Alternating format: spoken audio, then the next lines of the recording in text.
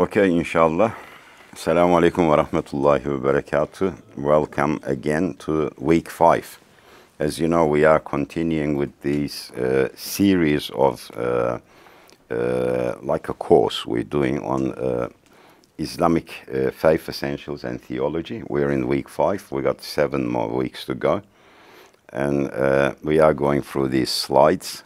They are mainly, I can tell you this, they're all based on academic slides, these things. So normally they're very intense, but I can't get through all of the slides during our sessions because it takes much longer. So I usually try to summarize them, inshallah. So this week we are going to look at human nature, purpose of life and existence. This is normally like probably one of the most fundamental questions of philosophy as well, both theology, philosophy, ontology. It's a very, very, very big question, and human beings have been asking these questions to themselves for many, many centuries. So what is human nature, and what is the purpose of life and existence? We're going to, inshallah, have a look at that. So when we look at human nature in general, if we connect it, human nature plus purpose of life, it sort of results in self-realization and happiness. It brings self-realization and happiness. Because we have what we call in Islamic tradition, Fitrah. It means natural disposition. It's part of our, soul, part of our nature. If we can couple that with the understanding of what purpose of life is, that will lead us to self-realization and true happiness. Otherwise, we will always be looking for something to, satisfy ourselves, which will never happen through materialistic means. So the Quran, when it talks about this disposition, we talk about natural disposition, which we call fitrah. The Quran says, so direct your face towards the religion inclining to truth, the fitrah of Allah, upon which He has created all people. No change should there be in the creation of Allah. That is upright religion, but most of the people do not know. This is in chapter 30, verse 30. So the Quran talks about human nature. That does not change. So what that means is we were all designed or hardwired to believe, to have that faith. However, some people use it, nurture it, and reach that goal. Some people don't, and they fail. Also, Prophet Muhammad ﷺ said in a hadith, every human who enters the world is created on the fitrah, natural inclination. Sometimes you hear from some Muslims, they say everyone is born a Muslim.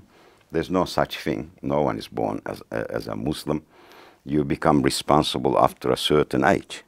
To become a mukallaf, you need to reach adolescence, and then you become a responsible person of belief, practice, all of these things. But what this hadith means, you are born on that fitrah, on that inclination. It means that Allah has placed the seed of iman, faith, into your heart when you're born. You have that natural inclination. So when a person disbelieves, they are actually contradicting their own fitrah, their own natural disposition, going against it. Again in the Quran, chapter 7, 172, and when your Lord brought forth from the children of Adam, from their loins, their offspring, and made them bear witness for themselves, asking them, am I not your Lord? So Allah subhanahu wa ta'ala asked all the creation, all the children of Adam, am I not your Lord? Alastu bi rabbikum? They said, yes, we do bear witness. So they said, qalu bala. Every human being went through this. There are two views on this. Some people believe it happened collectively when all souls were created. The soul of each of us was there. And we were all asked this question. They all replied. It's like a covenant made with Lord, the Creator. The other view is it occurs individually to each human being in the mother's womb when the heart starts beating, because that's when the soul is placed into the body. So it's an individual thing. But the stronger view is the second one. Stronger view is it happens in the mother's womb. This is the most stronger view. Again, in Surah Tin in the Quran, indeed we have created the humans on the most excellent of patterns, in the most beautiful form. As you know, it's a very famous verse in the Quran, ahsani taqweem, ahsani taqweem, in the best of patterns. So Allah is honoring human beings here. And then the scary part comes in for the following verse. Then sent him down to the lowest of the low, which is asfala safilin. Of course, when the verse says sent him down, because Allah creates everything. However, it is the human being who chooses that path. So we have this very flexible nature as human beings, which I will look at it at the moment, inshallah. Except those who believe and do good deeds. So the ones that don't go to the point of asfala safilin, that's lowest of the low, are the ones who believe, that's the key, and do good deeds, good amal. Now, variable human nature, it's so interesting, intriguing, the human nature, because it's very variable and it's very flexible. That's why human beings are unique. Even angels could not understand the nature of human beings. When Allah the Almighty in the Quran says, I'm going to create a vicegerent, a khalifa on earth, angels questioned it. They said, are you going to create a being who is going to spill blood and cause corruption? And then Allah subhanahu wa ta'ala said, I know what you do not know. It's a very famous verse, isn't it? I know what you do not know. The reason for that was Allah has created human beings with a very interesting, complex nature. Very flexible, very variable. What do I mean by that? If you draw a line, going from top to down, you can place right at the top of the line, vertically, the rank of prophets.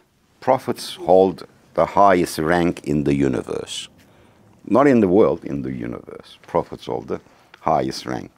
If there are prophets elsewhere in the universe, because our noble Prophet ﷺ says 124,000 prophets have been sent.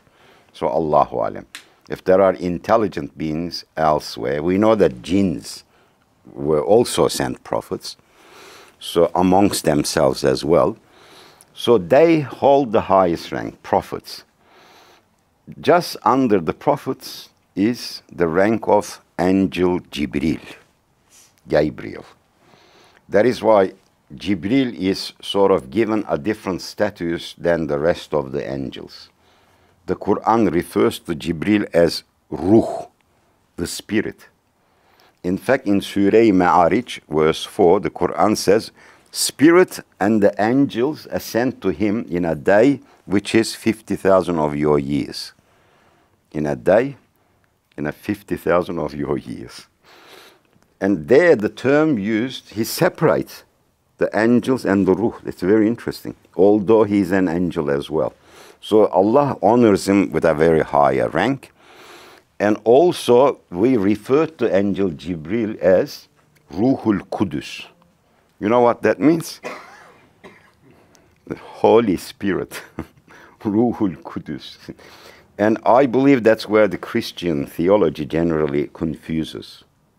Angel Jibril with a, some sort of a divine spirit. Because as you know, in Islam, Allah cannot be resembled to anything. Any of his creation, including metaphysical beings, including spiritual beings, and one cannot say in Islam, Allah has a soul or a spirit. Because Allah is not made up of anything that we can understand. He is beyond our understanding. So we have the prophets, and right underneath, just below the prophets, we have the rank of the angels. And as we go down the ladder, we have the fixed rank of other various types of angels. There's different classes of angels. You know, angels have different duties. Angels have different communities. Angels have groups of their own, and they have different levels as well. Angels, most misunderstood thing, angels have free will. Biggest misunderstood thing. And I always faced this when I ask this question. Some people come and say, what is the difference between, you know, humans and angels? They go, angels don't have free will. I go, no, angels have free will. You know, the difference is not angels not having free will. Angels do not have nafs like us. We have this animalistic side, which we have this inclination to also commit sins. We can commit sins. We have that ability. And that's the nafs. Angels do not possess nafs. So if you don't possess something that would push you into doing sins, then you won't sin. It doesn't mean they don't have free will, because angels are very intelligent beings. Very intelligent. As you saw just before, they can question things. And they question very intelligently as well. So they can make choices, angels. They have the ability to make choices, but they always choose, or they try to choose the best option. That's their fitrah. And below the angels, we have the fixed rank of animals. It's almost below. Fixed rank of animals. And below the fixed rank of animals, the rank of shaitan. It's the lowest of the law, shaitan.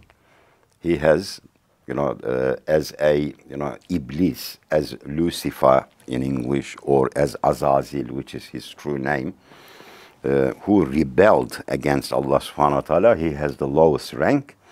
And where are the normal human beings? Flexible all the way through this vertical line. Flexible. They can pass the rank of the angels, common angels, human beings.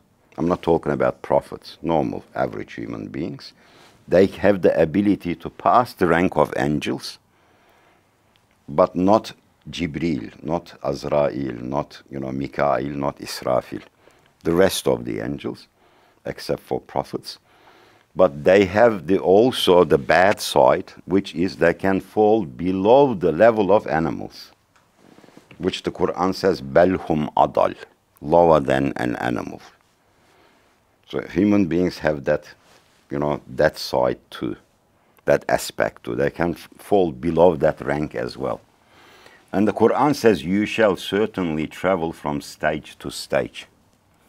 So it depends on your own, choices, free will, abilities, your connection to Allah subhanahu wa ta'ala, your spirituality. The difference between animals and humans, animals are made up of same materials as we are. From a biological perspective, or even you can go to the fundamentals of it, all living beings are made up of building blocks called amino acids. And amino acids are made up of 4 atoms: hydrogen, nitrogen, carbon, oxygen. They combine to make an amino acid. Amino acids combine together, or they make, like a chains. We call them, proteins or polypeptides, polymers. And those chains are called proteins, like organic molecules. And they, in turn, produce life. Without proteins, there would be no life. Basically, if we analyze the fundamentals of every living creature, I'm talking about biological organisms, we will see that we are all made up of the same bricks. Same bricks. So materialistically, we have no difference between the animals. So what makes us so unique? One is our intellect, the other one is our free will. This makes us unique as human beings. Otherwise, material-wise, we are the same. Genetic material, very similar with most animals. You know how in the evolution theory they say, look, chimpanzees are very close to human beings in regards to their genetic material. It's 98% similarity or something like that. But we have a similar genetic structure with even bananas, 50%. We are similar to bananas. It doesn't mean anything. It means that same artist, same creator made all of these things, living creatures, from the same materials. So from physically we're very similar, but we have this unique side. We have this intellectual side. We have this free will. We follow the commandments of Allah willingly. Willingly. We're not like robots. We can, if we want, we follow. If we don't follow. And the Quran says it too. The truth has come to you. Do as you will, the Quran says. If you want, follow it. If you want, deny it. But it's a world of testing. So this makes human beings such a unique. And there are other things. You can use arguments to prove that humans are very different to animals, some things. Like most animals, if you look, and you probably all watch documentaries on animals and things, wildlife and things like that. When they come to this world, usually they are already prepared for the nature. Already, full on. There are some animals, like let us say goats and some other animals. As soon as they're born, a few minutes later or half an hour later, they stand up. They start walking. There are many animals like that, yeah? They know what to do. It's very interesting because they're already programmed to survive. But it takes a human being at least a year to stand on his feet. At least a year. Maybe 2 years to start speaking. So we are weak on that regard. We are unlike the animals. Someone has to continuously nurture us. With animals, even their mothers only do it for a certain period of time, then there you go and survive. So we are different in our creation too. But as we develop, we get more intelligent. We get more powerful. So we have this uniqueness, difference from the animals.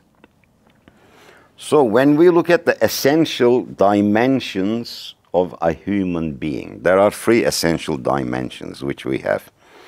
The spirit, which we call ruh, nafs, which is the ego or the animalistic or the carnal soul, some people call, and we have the body. We have the body side, which is the physical side. 3 dimensions, human beings.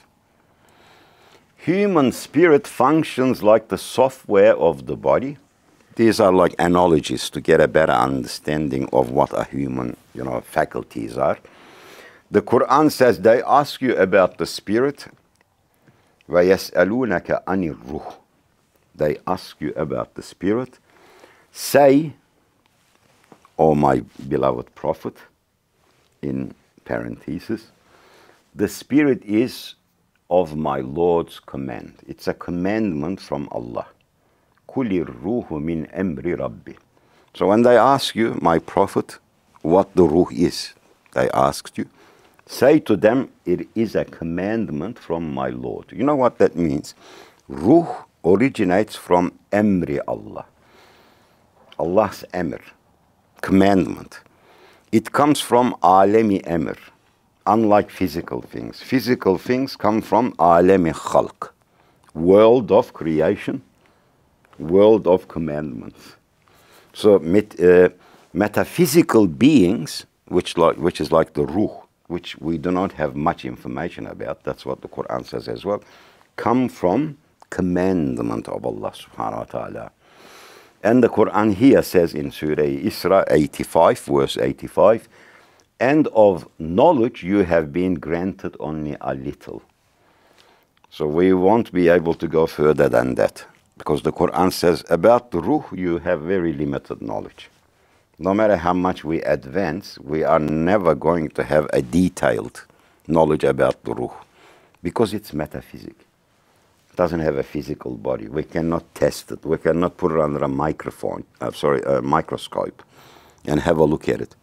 There's no way using some sort of empirical evidence to prove that, this is what ruh is made up of, or, so on. So that is why the Quran says you will have only a limited knowledge about it. Also in another verse, Surah Hijr, verse 39, Allah subhanahu wa ta'ala says, I have made him, Adam, the first human being, complete, and then breathed into him my spirit. Very interesting. وَنَفَخْتُ فِيهِ مِنْ رُوحِي. Allah says, I've breathed my spirit into him. If this is taken literally too, there's a problem there as well. Theological problem, aqidah problem. Because then you would be saying that Allah has a spirit and he breathes into it. Hasha, it will go to anthropomorphism, and your imagination will run wild, and you'll think of, Allah having a face, a mouth, breathing, and things like that. That is why all Islamic scholars don't accept this type of literalism. They say Allah breathing into Adam means he is blessing him with life, hayat. Because as you know, Allah gives human beings some of his attributes and names. Some of them, not transcendent ones. But if we look at subuti sifats, affirmative attributes, most of them human beings were given them as well in a very limited way, very limited. Seeing, hearing, life, qudra, power, knowledge, we all have these as well, but in a very limited way. So scholars interpret this as Allah, placed into Adam life and some of his names in a very finite manner. Very finite manner. So, as I said, what does a breath of God's Spirit means? Humans have been given attributes of Allah in a finite measure so that they can use them to understand the infinite attributes of God. Because it is a way of comparison. We can work things out through comparison. You can say, if I have this very limited knowledge, then there must be a being who has an infinite knowledge. If I discovered this one tiny, drop of water, there must be clouds, huge clouds, or there must be oceans, there must be lakes, because that indicates to that. So in a way, that's a type of comparison, intellectual comparison. And the other day I was looking at something, maybe this is the place to say it's a perfect thing. Amazing, creation is amazing. I was looking at rain clouds. I was doing research on that. Some rain clouds, you know how much water they carry? Up to 1 million tons. 1 million tons. Imagine, like, there's a huge lake floating up there. And think about it, if that all just dropped on your head. But when the rain falls down, it becomes like a rahmah. Little tiny drops. Very interesting. So, for example, we understand distance between Sydney and Melbourne by using units which we call meters or kilometers. Yeah, we say, if we go with the car to Sydney, for example, it will take us about 10 hours approximately.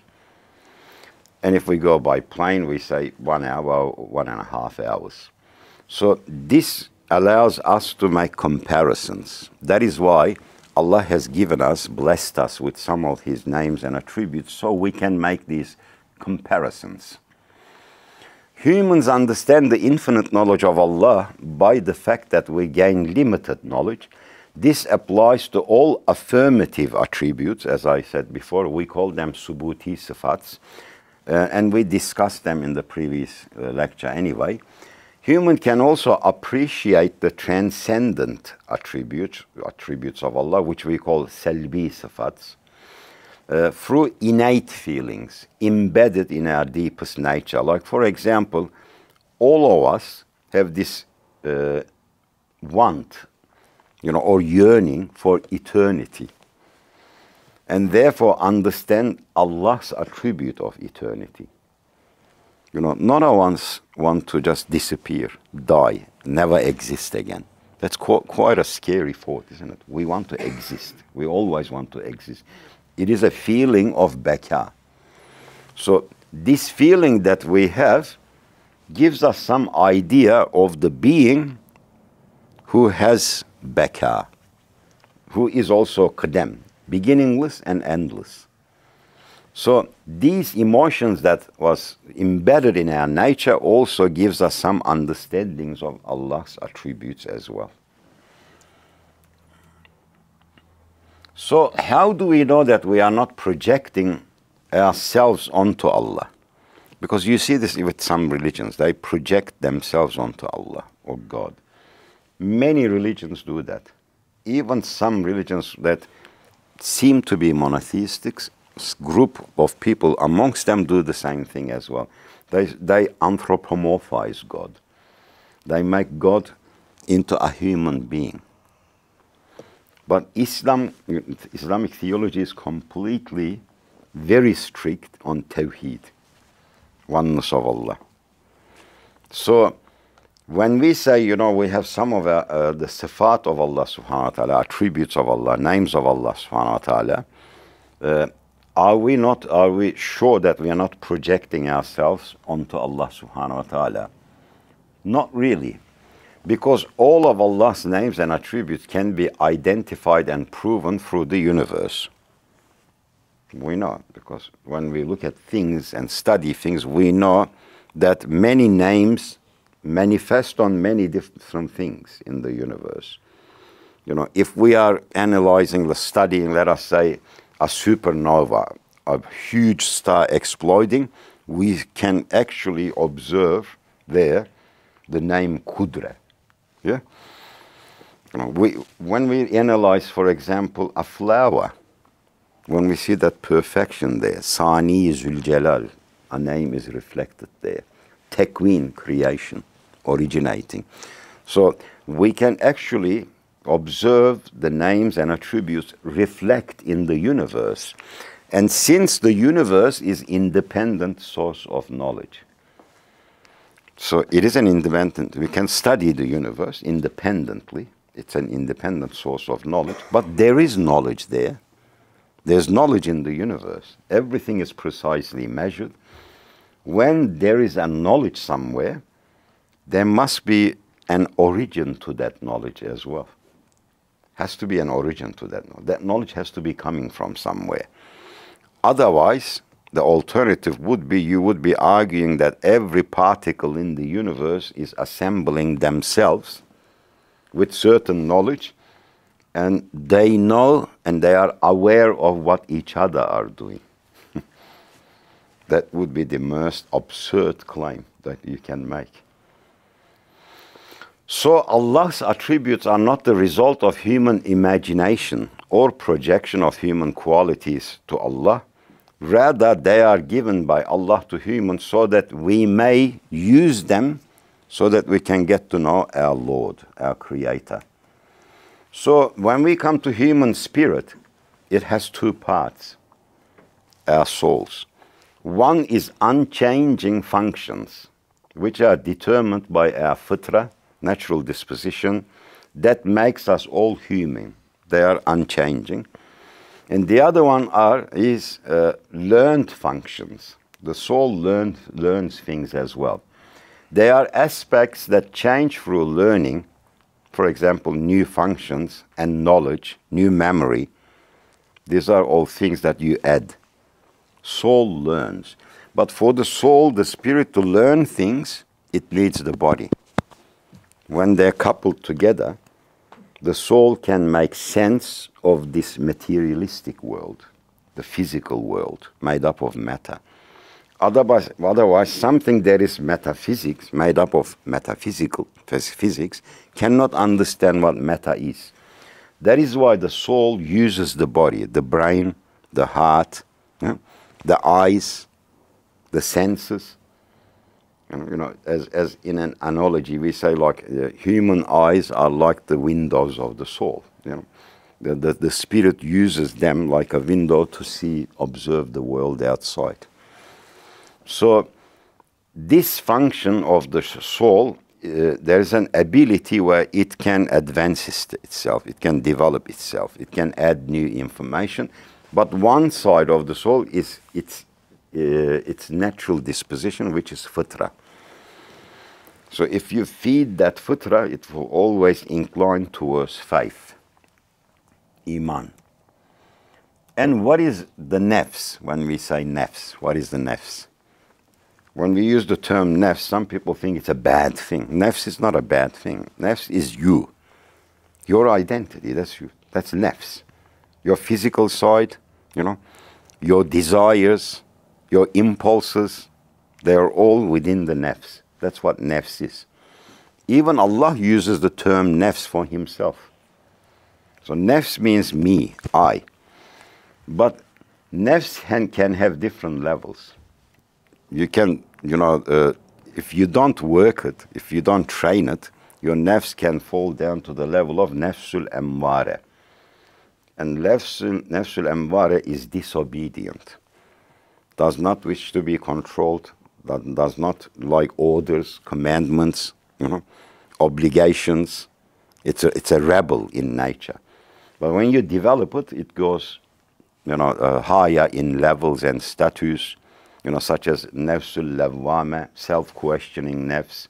It can go up to, for example, Nafsul Mutma'inna, nafs at rest. It is satisfied. And then it can go higher levels if you're spiritually developed enough. Well, it can reach a position where we call Nafsul Radiya and Nafsul Mardiya, with two wings, like two wings. Nafsul Radiya and Mardiya, which means Allah is happy with that soul, and that soul is happy with Allah. So it can reach that levels as well. So technically what Nafs is, it's like the interface between a heavenly soul and the worldly body. You know, like when you use computers, it needs an interface, yeah? It has the hardware and the software, but it still needs an interface. So Nafs is like the interface. Nafs is the source of desires, appetites, and emotional impulses. Nafs has no limits in its desires, making it possible to have infinite degrees in the spectrum of being human. Infinite, that's very interesting, because it will never be satisfied, no matter what you give it to it. You can give human beings the entire solar system, all the planets and everything, they will get sick of it in time. The Nafs will say, I want, you know, Alpha Centauri as well, that system as well. You give them Alpha Centauri, they will say, I want the whole of Milky Way. And then they will say, I want Andromeda Galaxy. It will never finish, desires of the Nafs. That is why it's unique. So there's a graphic here. So it says spirit, there's an arrow, spiritual world. As I said before, Alam al-Ruh, or Alam al-Arwah in plural. And it's connected to the heart directly, to the Vijdan, your conscious. And then underneath it there's Nafs, which is the world of symbols, Alam al-Mithal, as I said, like an interface. And that is connected up back towards the spirit through Ruh, and it goes up through what we call the functioning of the human brain. So the Ruh is connected to Nafs through the brain and the heart, both. And then you have at the bottom the body. You know how they say body, mind? But in Islamic understanding, there's the Ruh, there's the Nafs, and there's the body. And the body is connected to Nafs through the senses, feelings, senses, or physical senses as well. And the Nafs is connected to the body through brain and the neurons, because they're the ones that send commandments to the body. So, and we call that, the body side, natural world in English, which is Alam al-Shahadat. Alam al-Shahadat. Natural world exists. You know, these days some people come up with things like, you know, are we living in simulation? All of these fantastic, you know, arguments and things like that. No, in Islam, Islamic theology, we live in a real created world. It is not a simulated world. This is real. I'm real. Otherwise, where does Allah's names go? He is Khalik. He created. The Quran is full of those terms. I created the sun, the moon, the galaxies, the stars, the mountains, the rivers. Then you are taking the creative part out of it when you say. And also you are limiting the Qudra of Allah. Isn't He able to create a physical world? Is that what you're saying? Or is He deceiving us, Hasha? Making us believe we exist in anything. Allah does not do that. Yes. I'm almost there because I'm aware of the time, I think. So, overview of human nature. Body is the biological hardware, or like a robot to the spirit. And body senses are connected to the soul, the ruh, which is the software, including perception, character, free will, consciousness, feelings, love, mercy, and courage. And that soul gives instructions to the body. It's connected back to it through the brain. So it's a two-way street. Body, nerves, senses sends messages to the ruh, information to the ruh, the spirit, and spirit sends instructions to the body. So it's a two-way street. So human being is an integrated being with distinct physical, spiritual, and egotistical aspects. We are very multifaceted beings, unlike any other beings. In fact, I always say this, we don't even know our own hearts. It's very interesting. There's some research on that they say that a person closest to you, it could be your wife, brother, or whoever, mother, father, they would know you better than you know yourselves. Because it's very difficult for him. Sometimes we even ask, what do you think, you know, of my behavior, or things like that to others. Because deep inside, we don't know what's going on in our hearts, in our minds. It's very interesting. We are very complex. And that is why even the noble Prophet ﷺ, some people say 70 times a day, others say 100 times a day. He said, Ya muqallib al-qulub, sabbit qalbi ala dinik. Oh, the one who controls, dominates all the hearts, keep my heart on the path of religion. Sirat al-Mustaqim. Because He knows us better than we know ourselves. So human nature, in a way, Fitrah, is designed to seek and understand Allah. That is the way we are designed. The variable nature of a human being is distinctive, and it is instrumental in human flourishing and learning. Because that is why we were sent to this world. Yes, we were sent here to believe and worship Allah. The Quran says this. But one of the most important reasons, in order to worship Allah, we need to know Him. So we were sent here to learn. That is why the first commandment of the Quran is Iqra. Read. Because you're human. Read and learn. Educate yourself. Improve yourself. So we should be always improving. Every day, every day. And there's no limit to knowledge. You keep on learning, keep on learning, keep on learning. And the more you learn, you realize how much you did not know. That's another reality. You realize it. You say, you know, I know nothing. It's very limited. Yes, I think I might stop there because we have passed, I think, our time.